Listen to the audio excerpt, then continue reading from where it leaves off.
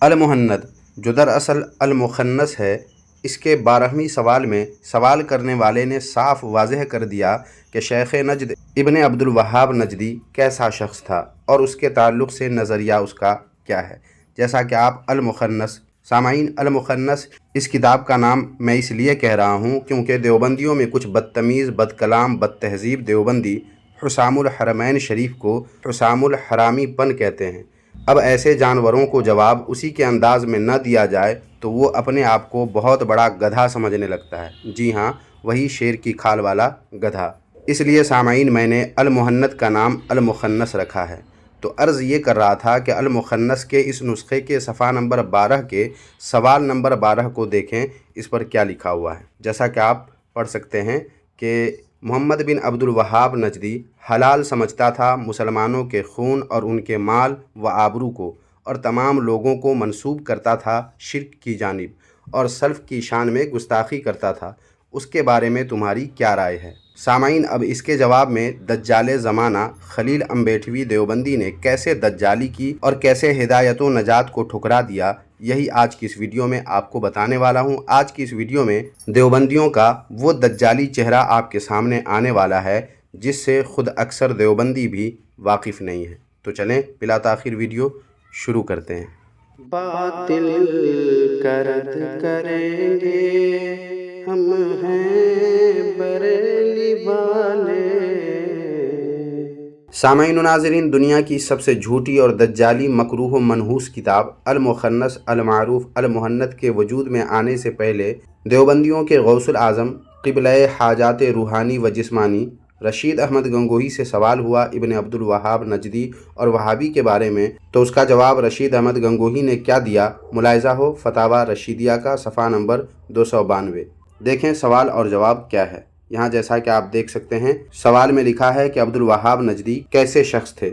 جواب: محمد بن عبد الوہاب کو لوگ وہابی کہتے ہیں۔ وہ اچھا آدمی تھا، سنا ہے کہ مذہب حنبلی رکھتا تھا اور عامل بالحدیث تھا، بدعت و شرک سے روکتا تھا، مگر تشدید اس کے مزاج میں تھی۔ اور اس کے نیچے دوسرا سوال ہے کہ وہابی کون لوگ ہیں اور عبد الوہاب نجدی کا کیا عقیدہ تھا اور کون مذہب تھا اور وہ کیسا شخص تھا، اور اہل نجد کے عقائد میں اور سنی حنفیوں کے عقائد میں کیا فرق ہے۔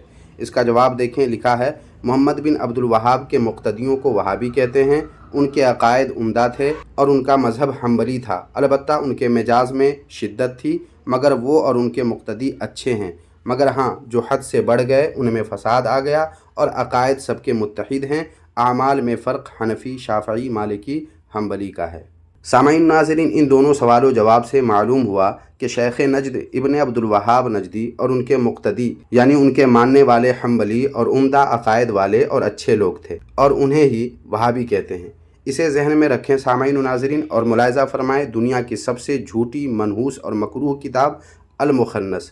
دیکھیے اس کے صفحہ نمبر 12 پر، جیسا کہ آپ نے پہلے ہی سن لیا ہے کہ 12ویں سوال میں ابن عبد الوہاب نجدی کے بارے میں کہ وہ مسلمانوں کے خون اور ان کے مال اور آبرو کو حلال سمجھتا تھا، یعنی مسلمانوں کو قتل کرنا، مسلمانوں کی دولت اور اس کی عزت کو لوٹ لینا جائز سمجھتا تھا۔ کون؟ ابن عبد الوہاب نجدی۔ اور تمام لوگوں کو مشرک کہتا تھا اور اسلاف کی شان میں گستاخی کرتا تھا۔ اس کے بارے میں تمہاری رائے کیا ہے؟ تو اب سامعین و ناظرین انصاف کے ساتھ بتائیں کہ خلیل امبیٹوی کو کیا جواب دینا چاہیے تھا۔ فتاویٰ رشیدیہ میں جو لکھا تھا وہ تو بتانا ہی تھا کہ نہیں جناب، آپ نے جو لکھا ہے وہ غلط ہے۔ ہمارے غوث الاعظم اور قبلہ حاجات روحانی و جسمانی رشید احمد گنگوہی نے اپنی کتاب فتاویٰ رشیدیہ میں تو ابن عبد الوہاب نجدی اور اس کے ماننے والوں کو عمدہ عقائد والا اور اچھے لوگ لکھ چکے ہیں۔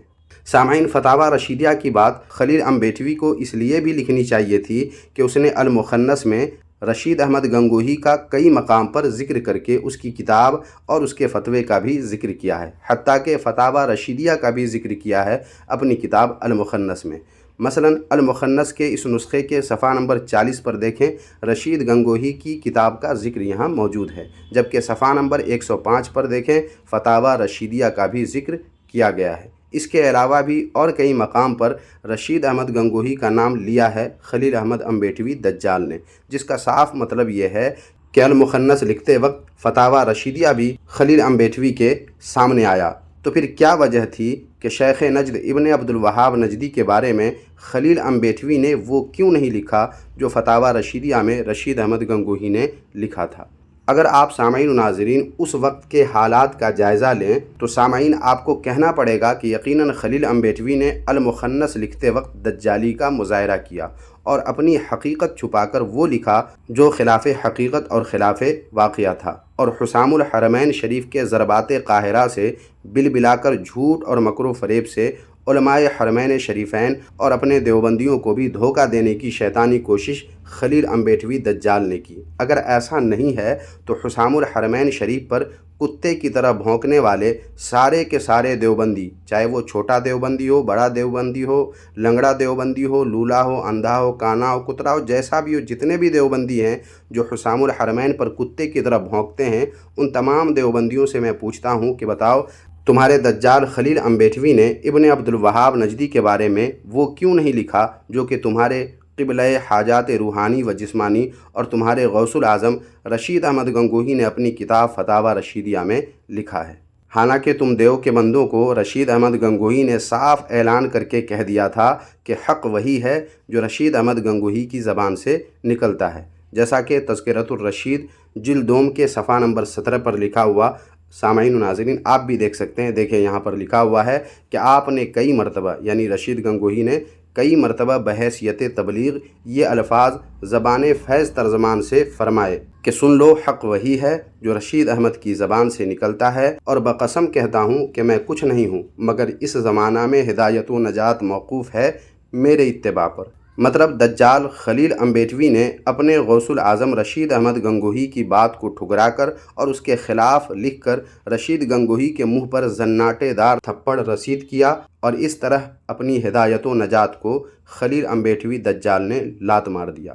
سامعین بات جب چل ہی گئی ہے تو دیوبندیوں کی مکاری اور دجالی دیکھیں کہ اپنے غوث الاعظم رشید گنگوہی کی بات کو صحیح اور درست ثابت کرنے کے لیے اپنے دجال خلیل امبیٹوی کے بارے میں دیوبندی یہ بتاتے ہوئے بھی نظر آتے ہیں کہ خلیل امبیٹوی نے ابن عبدالوہاب نجدی کے بارے میں اپنی کتاب المخنث میں جو لکھا ہے اس سے دجال خلیل امبیٹوی نے رجوع کر لیا تھا، اپنی رائے بدل لی تھی، اور اس پر بطور ثبوت دیوبندی خلیل امبیٹوی دجال کے 2 خط کا ذکر کرتے ہیں، جیسا کہ آپ المخنث ہی کے اس نسخے کے صفحہ نمبر 61 پر الیاس گھمن دیوبندی دجال نے جو لکھا ہے وہ آپ پڑھ سکتے ہیں۔ دیکھیں یہاں پر لکھا ہے کہ ان مکتوبات سے معلوم ہوا کہ حضرت سہارنپوری یعنی دجال خلیل امبیٹوی نے المہند یعنی المخنث میں جو کچھ لکھا تھا اس رائے کی بنیاد غلط شہرت پر تھی، جب خود حقائق دیکھے تو رائے تبدیل ہو گئی۔ اسی طرح سامعین وہابیوں کے خلاف ننگے اسلاف دجال زمانہ حسین احمد ٹانڈوی، جسے دیوبندی حسین احمد مدنی کہتے ہیں، اس نے بھی اپنی کتاب الشہاب الثاقب میں بھی بہت کچھ لکھا ہے وہابیوں کے خلاف، جو دیوبندی مذہب کے غوث الاعظم رشید احمد گنگوہی کے فتاوی رشیدیہ کے فتویٰ کے خلاف ہے۔ اس لیے دجال زمانہ ننگے اسلاف حسین احمد ٹانڈوی نے بھی رجوع کر لیا تھا، ایسا دیوبندی اپنی کتاب میں لکھتے ہیں اور ایسا بتاتے بھی۔ مطلب فتاوی رشیدیہ کے خلاف خلیل امبیٹوی نے اور حسین احمد ٹانڈوی نے لکھا تو دونوں نے اپنی رائے بدل لی تھی یا رجوع کر لیا تھا۔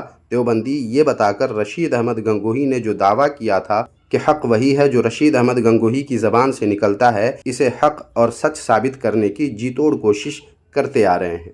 مگر سامعین و ناظرین آج میں اس کی بھی پونچھ کاٹ دیتا ہوں، اور وہ اس طرح کہ دیوبندیوں ہی کے گھر سے ثابت کر دیتا ہوں کہ رشید احمد گنگوہی نے بھی رجوع کر لیا تھا شیخ نجد ابن عبدالوہاب نجدی کے متعلق جو فتاوی رشیدیہ میں لکھا ہے اس سے۔ جی ہاں، جس کے لیے پیش ہے یہ کتاب، جس کا نام ہے پنجی پیری حضرات یعنی مماتی ٹولہ دیوبندی نہیں۔ اس کتاب کے صفحہ نمبر 10 پر دیکھیں کیا لکھا ہوا ہے۔ دیکھیں یہاں لکھا ہے کہ اگر کوئی یہ شبہ پیش کرے کہ رشید احمد گنگوہی نے فتاوی رشیدیہ میں ابن عبدالوہاب نجدی کی توثیق کی ہے تو اس کا جواب یہ ہے کہ رشید احمد گنگوہی نے اس قول سے الکوکب الدری صفحہ 345 جلد 2 میں رجوع کیا ہے۔ مطلب سامعین سارا معاملہ دیوبندیوں نے کھچڑی کر کے رکھ دیا، اور ابن عبدالوہاب نجدی کو جس نے صحیح کہا اس نے بھی رجوع کیا اور جس نے غلط کہا اس نے بھی رجوع کیا۔ سامعین آخر اتنا گڑبڑ گھوٹالہ دیوبندیوں نے کیوں کیا ہے؟ اس کا جواب الیاس گھمن دیوبندی کی اس ویڈیو میں ہے، ملاحظہ فرمائیں۔ آپ ذہن میں رکھ لو، اگر ایک مسئلے پر ہمارے اکابر کی دو رائے ہوں، توجہ رکھنا، اگر ایک مسئلے پر ہمارے اکابر کی دو رائے ہوں تو آپ نے یہ دیکھنا ہے کہ آپ کے اپنے علاقے میں کون سی رائے زیادہ مناسب ہے، بس اس رائے پہ عمل کر لو اور باقی رائے کی تردید نہ کرنا، کیونکہ جس پر عمل کیا یہ بھی اکابر کی ہے اور جس کو آپ نے چھوڑا وہ بھی اکابر کی ہے، اس پہ لڑنے کی ضرورت نہیں ہے۔ محمد بن عبد الوہاب کے بارے میں اگر ہمارے اکابر کی دو رائے ہوں، بعض غلط کہتے ہوں اور بعض ٹھیک کہتے ہوں، تو جو ٹھیک کہتے ہیں وہ بھی اکابر ہیں۔ اب آج کے دور میں سعودیہ سے تعلقات درست رکھنے کے لیے آپ کو رائے کون سی استعمال کرنی چاہیے؟ جو ٹھیک کہتے ہیں، جو غلط کہتے ہیں؟ بولو تو جو ٹھیک کہتے ہیں وہ رائے کن کی ہے؟ اکابر کی ہے کسی اور کی ہے؟ اکابر کی ہے۔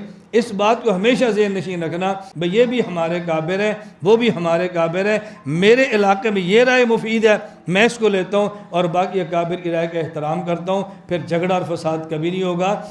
تو اب سامعین و ناظرین، مجھے یقین ہے کہ دیوبندیت کی دجالی آپ پر خوب اچھی طرح واضح ہو چکی ہوگی اور پتہ چل چکا ہوگا کہ دیوبندیوں کے متضاد چہرے کا مقصد در پردہ کیا ہوتا ہے، صرف اور صرف لوگوں کو بیوقوف بنا کر اپنا الو سیدھا کرنا اور لوگوں کو راہ راست سے دور کر کے گمراہ کر دینا ہے، اور بس۔ ویڈیو پر سامعین اپنی رائے کمنٹ باکس میں ضرور دیں اور ویڈیو کو لائک کر کے ہائپ بھی کر کے اپنے دوست احباب میں بھی اس ویڈیو کو لازمی شیئر کر دیں، تاکہ وہ لوگ بھی دیوبندیت کو اچھے سے پہچان سکے اور دیوبندی فتنہ سے اپنی اور اپنے اہل و عیال کی حفاظت کر سکے۔ اس لیے ویڈیو کو آپ حضرات زیادہ سے زیادہ شیئر کر دیں۔ جزاک اللہ خیرہ۔